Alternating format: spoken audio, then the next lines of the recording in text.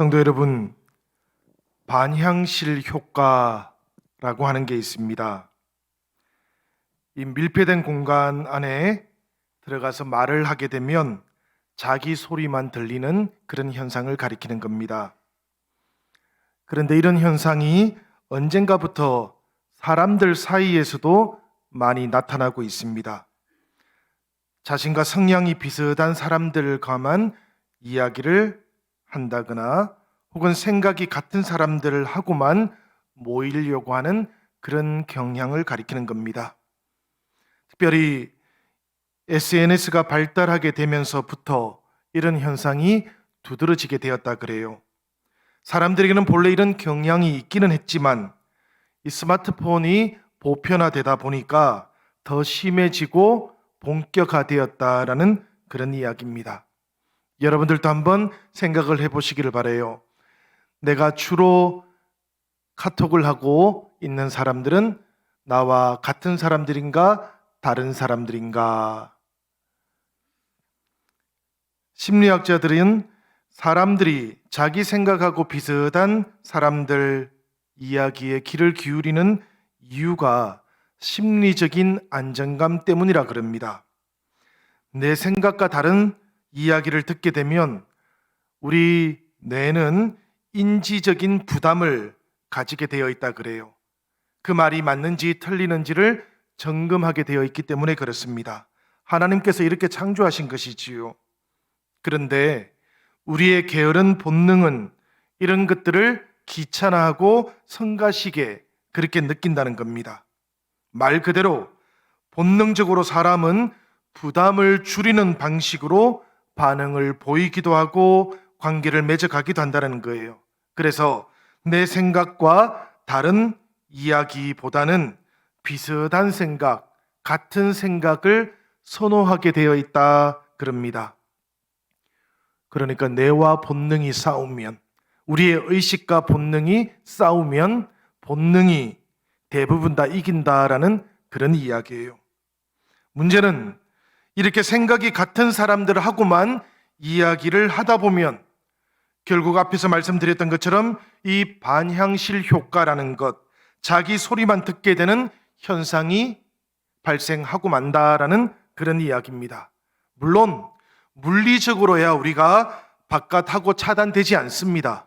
그렇지만 그 삶의 내용을 보면 자기의 바깥 타인들과의 관계, 세계와의 관계가 차단되어 버리고 만다라는 그런 이야기입니다.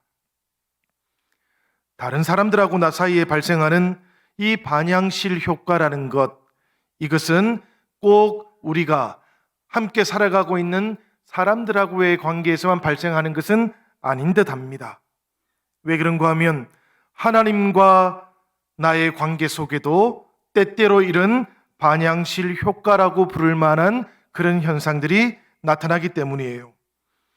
내 생각, 내 프레임 안에 하나님을 가두어 버리고 내 뜻을 하나님의 뜻이라고 그렇게 만들어 버릴 때, 그때 이런 반향실 효과가 나타납니다. 이럴 때 사람은 하나님의 음성을 듣는 대신에 자기 소리만 듣는 인간이 되고 마는 것이지요. 자기 소리만 들을 수 있는 인간을 성경은 아담과 하와를 통해서 하나님 없이 살 수 있다는 교만의 소리를 듣는 인간이라고 그렇게 묘사하고 있기도 합니다. 이 아담과 하와 그리고 이스라엘 백성들의 모습, 그런 것들과 대조시키면서 성경은 하나님께서는 사람의 생각과 사람의 그 프레임 바깥에 계시는 분이시다. 그래서 우리의 인생에 참된 소망을 주실 수 있는 분이시다라고 그렇게 알려주고 있습니다. 오늘 본문 이사야서 55장 9절의 말씀이 바로 그 이야기를 우리에게 알려주고 있는 것이지요. 우리가 이 말씀을 한 목소리로 한번 봉독해 보겠습니다. 다 같이 읽습니다. 하늘이 땅보다 높음같이 내 길은 너희의 길보다 높으며 내 생각은 너희의 생각보다 높음이니라. 아멘. 그러합니다, 여러분. 하나님의 길은 우리의 길보다 높으시고 하나님의 생각은 우리의 생각보다 높으십니다. 이 높이의 차이라는 것, 이것은 하나님과 사람이 비교 불가능한 격차를 가지고 있는 것처럼 애초에 생각도 해볼 수 없는 그런 높이의 차이인 겁니다. 사실은 비교조차도 하면 안 되는 것입니다. 그래서 성경도 하늘이 땅보다 높음같이 하나님의 길과 하나님의 생각이 사람의 길과 사람의 생각보다 높다라고 이렇게 표현하는 거예요. 하늘과 땅이라는 것, 이것은 성경 속에서는 가장 높은 것과 가장 낮은 것을 표현하는 그런 수사법입니다. 이것은 마치 우리가 전도서 5장 2절에서 너는 하나님 앞에서 함부로 입을 열지 말며 급한 마음으로 말을 내지 말라.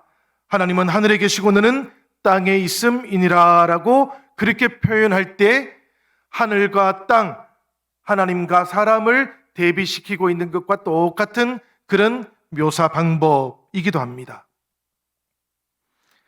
사실 이 성경뿐만 아니고요, 우리 인간의 역사를 생각해 보아도 드러나 있지 않아서 우리가 다 깨닫지 못하는 하나님과 사람 사이의 수많은 높이의 차이, 그 때문에 발생하는 엇갈림들이 있습니다. 사실 저는 하나님과 사람 사이에 얼마나 많은 이 차이들, 엇갈림들이 있는지 상상도 다 하지를 못하겠습니다.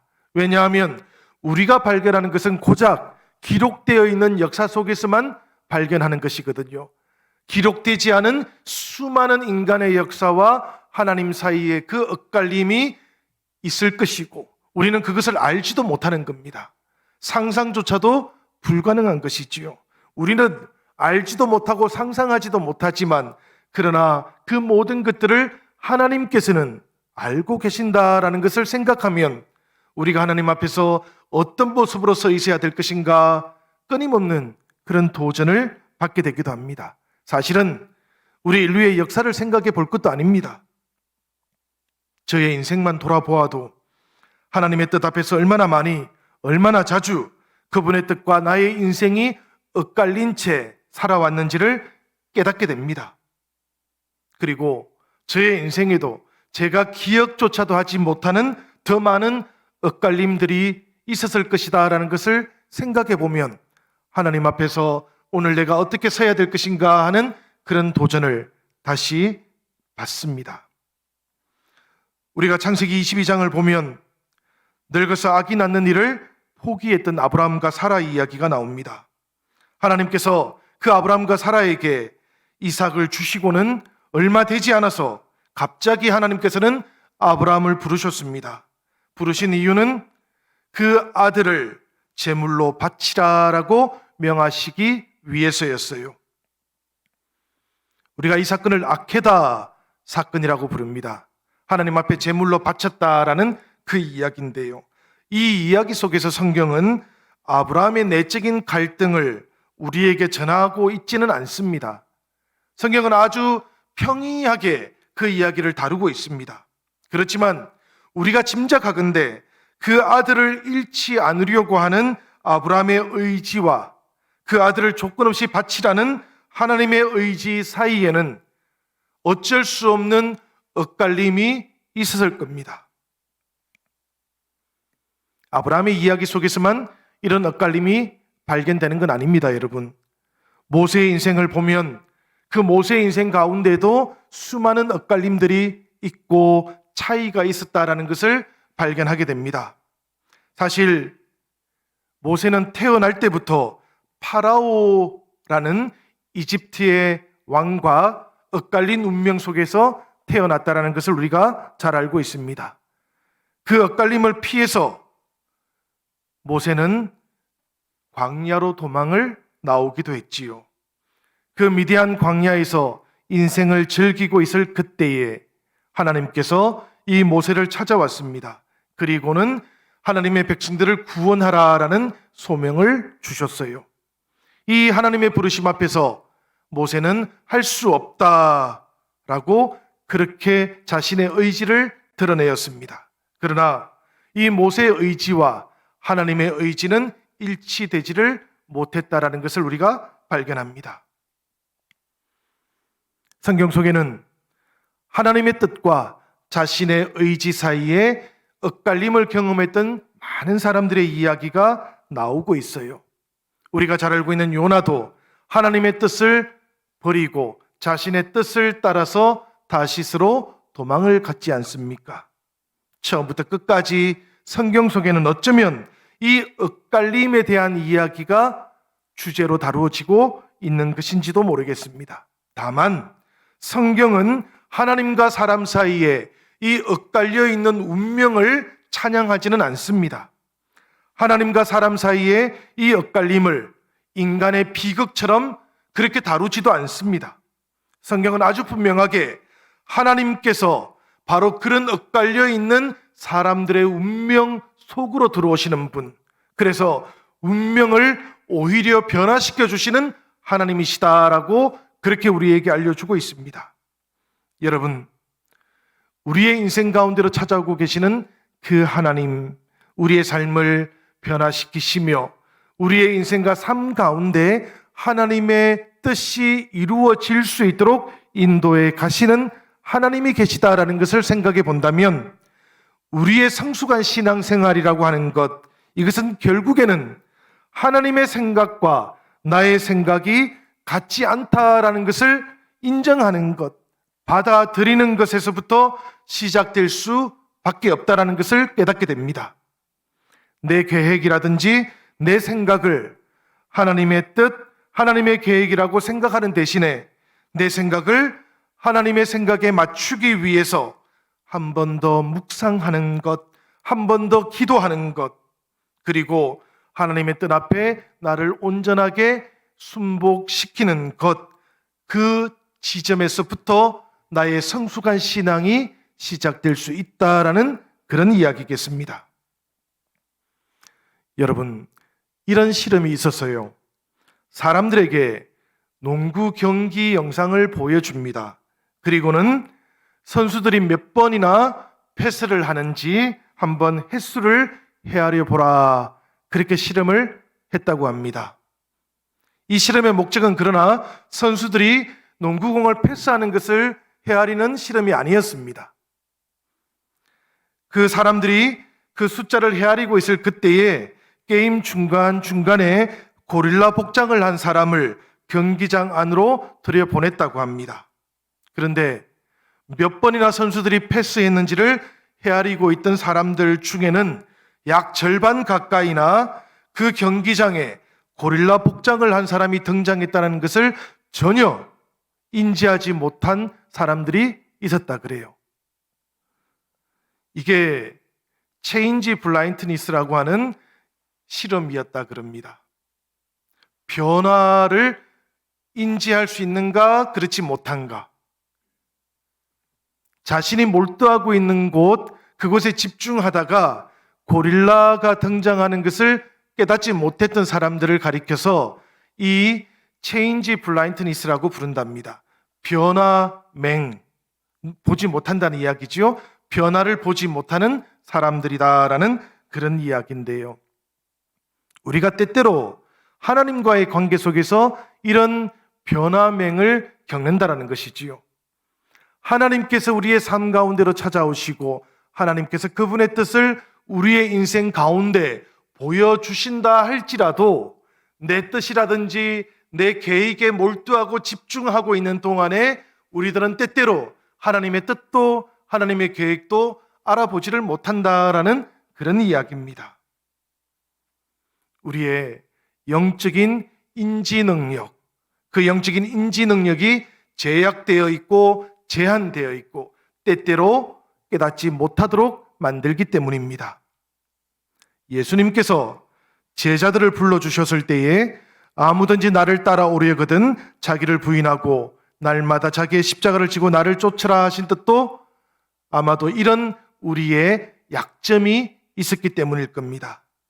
생각해 보면 자기를 부인한다라는 것, 이것은 대단히 어려운 일입니다.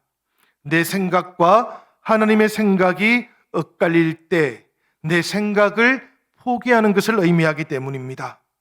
여러분, 내 뜻이라든지 나의 계획이라는 것, 이것은 나에게는 너무나 분명한 것이지 않습니까? 그러나 때때로 하나님의 뜻은 나에게 분명하지가 않습니다. 확실하지도 않습니다.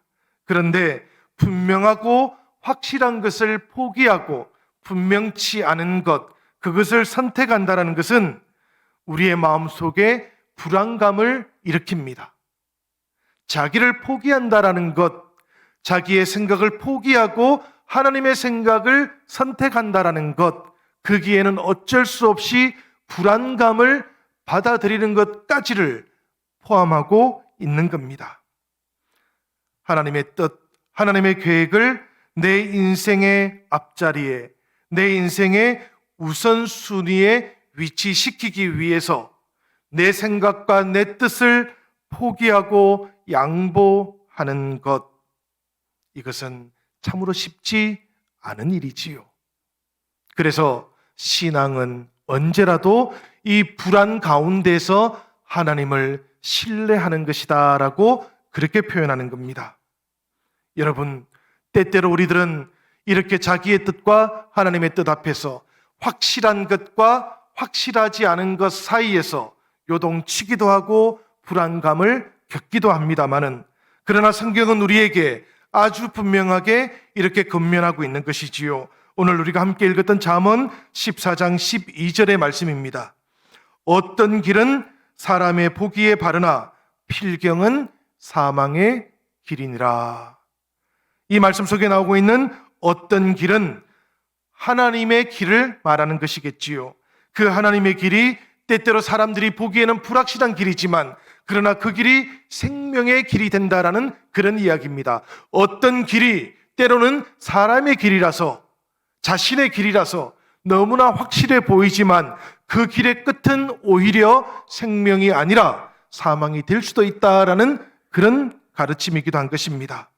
신앙이라고 하는 것, 그것은 언제라도 분명해 보이고 확실해 보이지만 그러나 허점을 가지고 있는 인생의 길을 내려놓고 하나님의 길을 먼저 선택하는 것이다 라고 성경은 우리에게 알려주고 있는 겁니다. 사랑하는 여러분, 이 교훈을 성경은 우리에게 창세기 13장의 말씀을 통해서 알려줍니다. 창세기 13장에는 어떤 말씀이 나오는가 하면 아브라함과 조카 롯의 이야기가 나오고 있어요. 아브라함과 조카 롯이 더 이상 함께 살 수 없는 상태가 되었습니다. 이 또한 하나님의 축복이었던 것이지요. 그런데 그때 선택을 하는 지점에서 조카 롯은 자신이 보기에 좋은 것, 자신이 생각할 때 풍성하고 비옥해 보이는 땅을 선택합니다. 하나님을 선택하지 않습니다.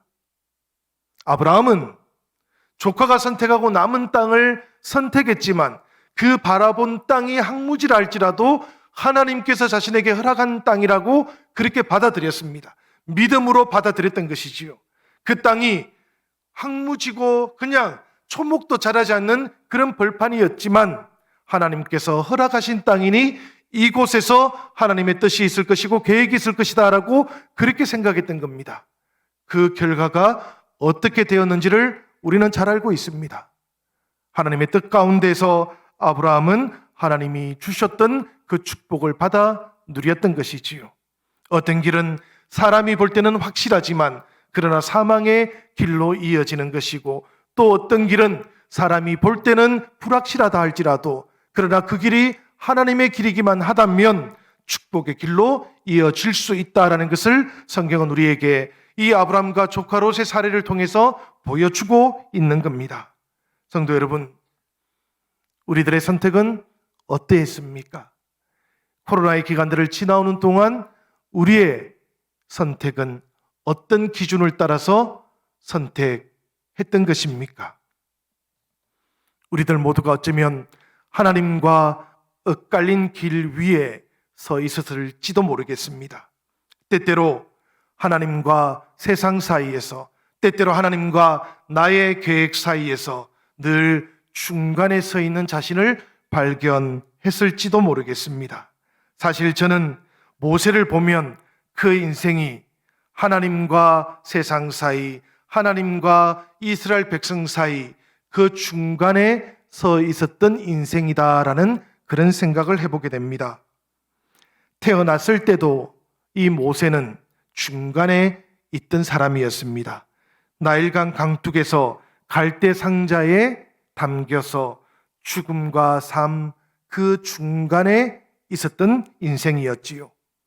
이집트에서 왕자로 자라던 시절 이 모세는 애굽의 감독자와 히브리 민족, 자신의 민족 사이에 서 있기도 했습니다. 모리아산에서 하나님을 만난 그 후에는 하나님과 파라오 사이에 서 있어야만 했고요. 광야에서는 이스라엘과 하나님 그 사이에 서 있어야 했던 존재가 모세 아니었습니까? 여러분, 늘 중간에 서 있는다라는 것은 뜻과 의지가 교차하게 되는 엇갈림 위에 서 있다라는 의미를 가지고 있습니다. 모세처럼 우리들도 중간에 서 있었던 것이지요. 이 코로나의 기간을 지나오는 동안 뜻과 의지로 살펴본다면 하나님과 세상 사이, 하나님과 나 사이 그 뜻과 의지가 늘 충돌되거나 엇갈리는 지점에 서 있기도 했다라는 그런 이야기입니다. 모세 인생을 통해서 살펴보면 그 수많았던 엇갈림 가운데에서 하나님께서는 모세를 찾아와 주셨습니다. 엇갈리고 좌절했던 모세의 인생 가운데 하나님께서는 수없이 찾아오셨고 그 인생에 개입해 주셨던 것을 우리가 기억합니다. 호렙산에 그 뜰기나무에 불길이 타오르고 있는 동안에도 그 연약했던 가시나무 뜰기가 소멸되지 않도록 하셨던 것은 하나님께서 모세의 인생 그 가운데 개입해 오시겠다라는 것을 징조로 보여주셨던 것이지요. 믿음의 조상이었던 아브라함에게도 똑같았지 않습니까, 여러분? 100세 때 얻었던 그 아들 이삭을 바치라고 하기는 하셨지만, 그러나 하나님께서는 이 아브라함을 위해서 손수 제사로 바칠 양을 준비해 놓고 있었지 않습니까? 생각해 보면 아브라함을 찾아왔던 하나님, 그분은 끊임없이 아브라함 인생의 다음을 준비하시고 다음을 계획해 주셨던 하나님이셨다라는 것을 우리는 발견하게 됩니다. 여호와 이레라는 말의 의미는 그 아브라함의 인생을 위해서 하나님께서 손수 다음을 준비해 주고 계시다라는 그런 뜻인 것이지요. 하나님께서 준비하시다라는 이 문자적인 뜻의 의미가 그러하다라는 이야기입니다. 하나님께서는 언제라도 하나님의 백성들을 위해서 다음을 준비하시는 분이시고 다음을 계획하고 계시는 분이시다라는 그런 뜻입니다. 때때로 우리가 중간에 서서 하나님의 뜻과 나의 뜻 가운데에서 요동치거나 갈등할 때 살아가는 여러분, 이 성경 속에서 우리에게 계시되고 있는 이 하나님을 꼭 기억하시기를 바랍니다. 하나님께서는 언제라도 우리를 시험하거나 우리를 유혹하시는 하나님이 아니십니다. 하나님께서는 우리를 위해서 다음을 준비하시고 손수 다음을 계획하고 계시는 분이시다라는 것을 기억하신다면 우리가 어떤 위기와 어떤 고난을 만난다고 할지라도 요동치지 않을 것이고 하나님을 향한 우리의 믿음, 하나님을 향한 우리의 신뢰를 더욱더 굳건하게 붙잡을 수 있을 겁니다. 우리가 코로나 기간을 지나오는 동안 많은 생각들을 했습니다. 많은 기도도 했습니다. 그리고 동시에 많은 물음을 가지기도 했습니다. 그러나 동시에 오늘 저는 여러분들에게 말씀드리고 싶습니다. 다음을 계획하고 계셨던 하나님의 뜻도 우리의 인생 가운데 한없이 많으셨다라는 것을 꼭 기억할 수 있으면 좋겠어요. 우리가 우리의 인생과 삶 가운데 찾아왔던 한 번도 경험해 보지 못했던 이 미정류의 재난을 경험하면서 우리의 생각, 우리의 눈길이 이 재난에 다 맞춰져 있으면 수없이 우리와 함께 했던 하나님의 그 계획, 하나님의 그 손수 준비하셨던 그 다음을 우리가 다 놓쳐버리게 되어 있는 겁니다. 세월이 지나간 다음에 여러분 2020년과 2021년은 우리에게 그리고 나의 인생 가운데 어떻게 남겨져 있겠습니까? 어떻게 기억되겠습니까? 그때 참 어려운 때였지. 그때 정말로 힘든 때였지. 그때 정말 온 세상이 다 힘들고 실망했던 때였지. 수많은 사람들이 죽어갔던 때였지. 라고만 기억되는 것은 신앙인의 올바른 역사인식의 자세가 아닙니다. 그때 위기가 정말로 많았지만, 그러나 그 위기보다도 비교할 수 없이 큰 하나님의 뜻도 있었고, 다음을 계획하셨던 하나님의 은혜도 참으로 풍성했지라고 우리에게는 기억되어야 하는 것이지요. 우리가 고린도후서 12장을 보면 바울 사도 이야기를 만나게 됩니다. 그때 바울 사도가 3번씩이나 40일씩 기도를 했다 그럽니다. 기도한 이유가 뭔가 하면 하나님 앞에 건강한 몸을 달라고, 건강한 몸을 주시면 하나님의 뜻을 더 잘 이룰 수 있겠다고 그렇게 기도했던 겁니다. 바울 사도는 자신의 유익을 위해서 기도했던 것이 아닙니다.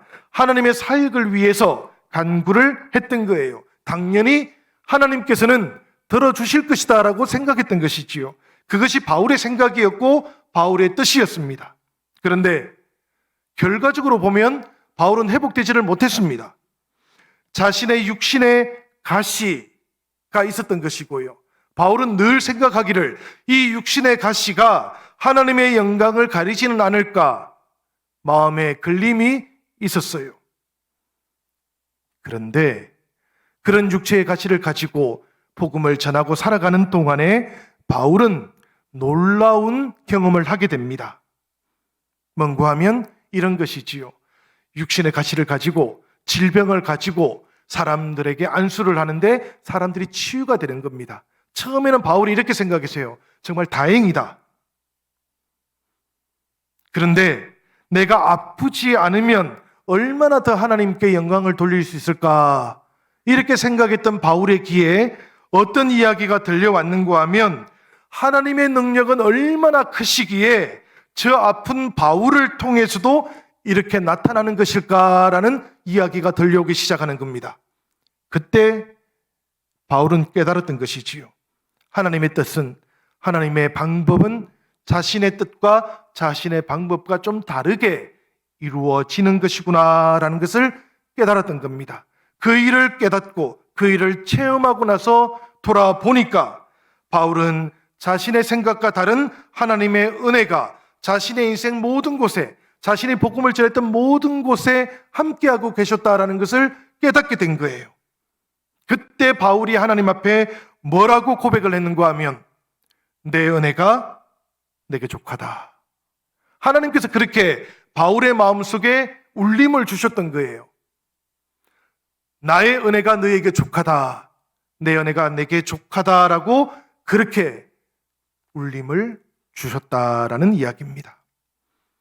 여러분, 우리도 인생을 살아가다 보면 때때로 이제는 도저히 어쩔 수 없겠다라고 생각할 때가 있습니다. 아무리 하나님의 뜻을 기다려 봐도 하나님께서 응답하지 않으시는 것 같아. 이제는 내 힘으로 내가 해볼 테야 라고 생각할 때가 있습니다. 인내가 참으로 좋은 것이지만 어쩔 수 없이 우리의 인생 가운데는 이런 순간들이 찾아오기도 합니다. 그런데 여러분, 혹시라도 그런 때를 만날 때라도 그럴 때조차도 내 뜻을 하나님의 뜻이라고 확신해 버리지 않으시기를 바랍니다. 그렇지 않을 수 있도록 삼가하시고 조심하시기를 당부드립니다. 왜 그런가 하면 이제는 어쩔 수 없다고, 이제는 내가 해봐야 되겠다라고 생각할 때도, 그렇게 선택을 할 때에도 처음부터 하나님의 뜻이 어디에 있는지 알지 못했을 때에 내가 내렸던 불가피한 선택이었기 때문이에요. 이 불가피한 선택을 하고 난 다음에 우리의 삶은 하나님을 향해서 늘 어떤 가능성을 열어두고 있어야 된다는 이야기입니다. 그것을 열어놓지 않으면 하나님을 대신해서 내가 하나님 자리에 들어가게 되는 것이고요. 그리고 나면 하나님의 뜻도 하나님의 음성도 들을 수 없게 됩니다. 자기 소리만 듣는 인간이 되고 말기 때문입니다. 불확실하고 불투명한 상황 속에서도 자신에 대한 과신에 빠지지는 않아야 되기 때문에 그렇습니다. 불확실하고 불투명하고 불안한 현실 속에서도 자포자기하는 마음에도 빠지지 않아야 되기 때문에 그런 겁니다. 하나님의 소리를 듣지 못하면 자신을 과신하는 교만에 빠지거나 혹은 자신에 대해서는 어떤 신뢰도 가지지 못하는 포기에 이르고 말기 때문에 그래요. 하나님의 뜻을 모를 때에는 한순간 한순간이 하나님 앞에서 삼가하면서 겸손하게 하나님의 뜻을 물어야 하는 겁니다. 여러분, 지도를 가지고 있지 않을 때에는 어떻게 해야 하는 것입니까? 한 걸음 한 걸음이 겸손해져야 되는 것 아니겠습니까? 우리가 하나님과의 관계가 그렇다는 이야기입니다. 저는 오늘 이 설교를 준비하다가 시를 하나 발견했는데요. 설교를 마무리하면서 이 시를 여러분들에게 읽어드리고 싶습니다. 이 시는 우리가 잘 아는 유명한 정호성이라고 하는 시인의 가시라고 하는 시를 읽고 난 다음에 이 시인이 적은 또 다른 시입니다. 그 정호성 시인의 가시라는 시에는 보면 이런 내용이 나오지요. 장미꽃을 보고 있는데 그 장미꽃에 가시가 피어 있는 것을 보면서 불평하는 마음이 들었답니다, 시인이. 그런데 가만히 생각을 바꾸어 보니까 수많은 가시로 덮여 있는 그 나무에 하나님께서 장미꽃을 피우신 것이구나라는 깨달음을 얻게 되었다라는 그런 내용의 구절이 있거든요. 그 내용을 읽고 난 다음에 허향숙이라고 하는 시인이 이 시를 새로 지은 겁니다. 한번 들어보시기를 바라요. 화면을 통해서도 띄워주시면 좋겠습니다. 시인이 그래서 장미에 가시가 있는 것이 아니라 가시나무에 장미처럼 아름다운 꽃이 피었다고. 눈이 번쩍 떠져서 고정관념, 자라면서 단 한 번도 의심해 본 적 없는 사념들, 곰팡이 포자처럼 은밀하게 침투한 편견들, 벼랑이 파도를 놓치거나 구름이 하늘을 흐르게 하거나 향기가 바람을 흔들어 깨운다는 생각의 전이 통념을 벗고 새로운 관념으로 갈아입으니 세계가 낯설고 경이롭게 나는 다시 태어나 한 생을 얻네. 탄생이라고 하는 시입니다. 시인은 지금 이 시에서 끊임없이 생각을 바꾸어 봅니다. 파도가 벼랑에 와서 부딪히는 것이 아니라 벼랑이 파도를 놓치고 있다라고 뒤집어서 생각해 보기도 했고요. 하늘에 구름이 흘러가는 것이 아니라 구름이 하늘을 흐르게 하는 것이구나 라고 그렇게 느낌을 다르게 가져보기도 하고요. 바람이 향기를 우리에게 전달해 준다라는 그런 통념을 바꾸어서 향기가 바람을 흔들어 깨우고 있구나라고 생각을 뒤집어 보기도 하는 것이지요. 이렇게 뒤집어 보는 이유는 뭔가 하면 자신의 생각, 자신의 세계를 바꾸어 보고 싶기 때문입니다. 왜 그런가 하면 장미에 가시가 있는 것이 아니고 가시나무에 장미가 있다라는 것을 보는 순간 눈이 번쩍 떠졌기 때문이지요. 우리의 신앙도 그러합니다, 여러분. 하나님과 우리의 관계도 그러합니다. 이 코로나의 기간을 지나왔던 우리의 모든 시간들도 그러합니다. 사랑하는 여러분, 아픈 시간들, 그 시간들을 견뎌온 것이 아니라 알고 보면 하나님의 또 다른 은혜와 하나님의 또 다른 계획 속에서 우리가 살아왔고 지나가고 있는지도 모릅니다. 이렇게 살다가는 인간의 문명이 이렇게 흘러가다가는 결국에는 종착역이 사망에 이를 수밖에 없기 때문에 하나님께서 우리 인류 모두를 향해서 지금 잠시 멈추어야 한다라고 그렇게 은혜의 시그널을 보낸 것인지도 모릅니다. 우리가 코로나 이후를 지나가면서 앞으로 이때를 어떻게 기억하고 어떻게 만나야 될지 우리가 지금 물어보고 생각을 바꾸어야 하는 이유도 여기에 있는 것이지요. 신앙이라는 것, 그것은 언제라도 이렇게 하나님의 뜻과 하나님의 생각 속에서 다음을 예비하시는 그분을 기대하고 신뢰하는 것입니다. 오늘 11월 첫 주일을 맞이하면서 우리들 모두에게 다시 한번 하나님의 뜻과 하나님의 생각 속에 내 인생을 비추어 보시고 그리고 하나님과 함께 새롭게 탄생하는 11월 되시기를 우리 주님의 이름으로 간절히 축원합니다.